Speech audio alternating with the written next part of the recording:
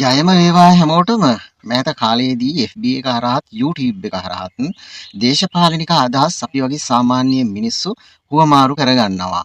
එතකොට මටත් සමහර අය කියලා තියෙනවා ඕම පළ කරන්න එපා ඔයාගේ ජීවිතයට මොකක් හරි වෙයි එහෙම අදහසක් තියෙනවා.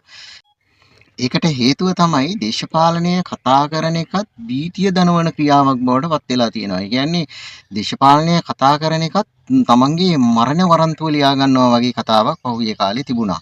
අන්න ඒක නිසාම දේශපාලනය ගැන අපි කතා කරන්න ඕනේ කියලා මං හිතනවා. ඒ වගේම සමහරුන්ට දේශපාලනය කතා කරන එකත් තිත්තයිනේ. ඒ තිත්ත කරලා තියෙන්නේ අපේ රටේ හිටපු දේශපාලඥයෝ තමයි. ඒක නිසා දේශපාලනයෙන් අපි මොට කරලා තියෙන තරමට යාලට වාසි නිසා තමයි එහෙම වෙලා තියෙන්නේ. අන්න ඒක නිසාත් අපි දේශපාලනය සංවාදාත්මකව කතා කරන්න ඕන. ඒ වගේම සමාජය තුළ සිද්ධ වෙන හා සිදුවෙමින් පවතින සියලුම සිද්ධීන් දේශපාලනිකයි. අන්න ඒක නිසා අපි දේශපාලනය කතා කරන්න ඕන. උදාහරණයක් ගමු. අපි කන බත්පතට මේ අඳුමට අපි දේශපාලනය කතා කරන්නේ නැත්නම් ණයයි. ඇයි? අපි බද්දක් ගෙවනවා මේ සියල්ලට. වක්‍ර බදු ලෙස සහ සෘජු බදු ලෙස අපි බදු ගෙවනවා. සාමාන්‍ය මිනිස්සු විදිහට අපි ගන්න ගිනි පෙට්ටියේ ඉඳලා අපි බද්දක් ගෙවනවා. ඒ බද්ද යන්නේ රජයට.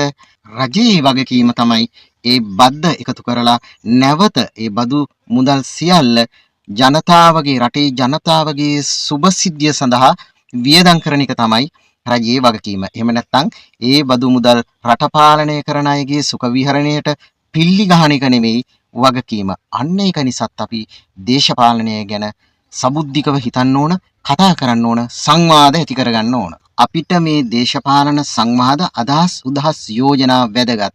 ඒක නිසා FB එක හරහා YouTube එක හරහා පළ වෙන අදහස් වලට කමෙන්ට් කරන්න, බැනලා හරි දාන්න.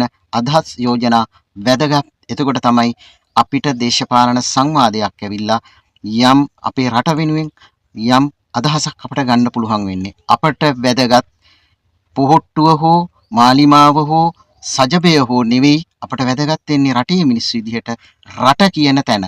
රට කියන එකයි අපිට වැදගත් වෙන්නේ. ලෝකයේ ඉස්සරහා අභිමානවත් රටක්, ශ්‍රේෂ්ඨ ජාතියක් විදිහට අපිට ඉස්සරහට යන්න පුළුවන් වෙන්නේ අපේ රටට වැඩ කරන නිවැරදි පාලක පන්තියක් තෝරගත්තොත් විතරයි. ඒක නිසා මේ දේශපාලන සංවාද වැදගත් වෙනවා. මම තව අදහසක් කියන්නම්. සමහර අය ඉන්නවා ඡන්ද ගැන, දේශපාලනය ගැන කතා කරනවා. ඡන්දය දාන්න ඡන්ද පොලට යන්නේ නැති මිනිස්සු අපේ රටේ ඉන්නවා. ඒ විතරක් නෙවෙයි දේශපාලනීය තිත්තයි කාට දුන්නත් එකයි කියලා ඡන්ද පොලට යන්නේ නැති අය ඉන්නවා. ඔය හැම කෙනෙකුටම බැලට් පේපර් එකක් හදනවා. ඒ අපේම සල්ලි. සමහර අය ඡන්දේ දවසට දේශපාලනය ගැන කතා කරනවා. උදේ ඉඳලා පාටි දාන්න යනවා. හවස බලනකොට දේශපාලනය ගැන කතා කරාට ඡන්දේ දාලත් නැහැ. එහෙම රටක් මේක. ඒක නිසා දේශපාලන සංවාද අපි ඇති කරගමු.